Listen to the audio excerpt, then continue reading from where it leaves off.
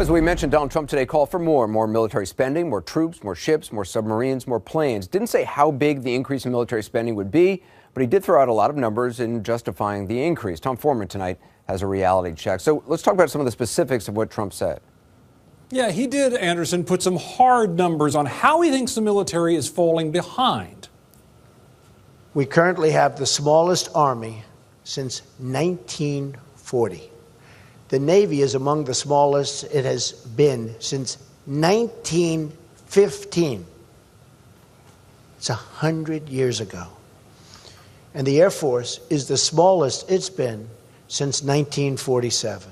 Well, those are very stark numbers, but let's put some reality on that. If you look at U.S. Armed Forces, right now there are about 1,015,000 people in the Army. If you count active, Guard, and reserves, if you apply the same metric to the rest of the military, you get about 1.1 million more in the Navy, the Marines, and the Air Force. And yeah, compare it to the 1940s when World War II was raging. Look at that. More than 16 million people served in all the branches, so they all are way down. That accounts for what he said about the Army and the Air Force. Now let's talk about that serious naval hardware out there when they're actually moving big vessels around. The current count for big pieces out there, about 271 from 2015. If you go all the way back to 1915, as he did, 231 vessels. And yeah, World War II again, very big jump, more than 6,000 out there.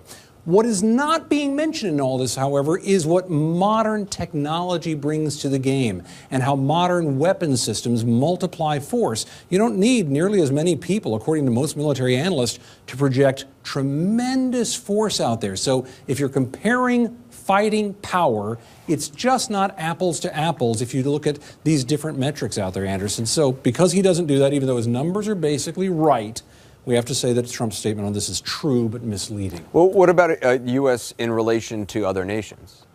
Yeah, well, that's really what counts, right? If you compare it based on military spending to the top 10 nations in the world, look, down here at the bottom, you're going to have places like South Korea, Germany, and Japan at about 41 billion. Jump up to the middle, you get the UK at about 56 billion. You get Russia up here with around 66 billion. Then it's Saudi Arabia, interestingly enough. Then China with 215 billion, but that's only 9 of the top 10. Add the US, and look at this, almost 600 billion in spending there, almost as much as all the other 9 of the top 10 combined, Anderson.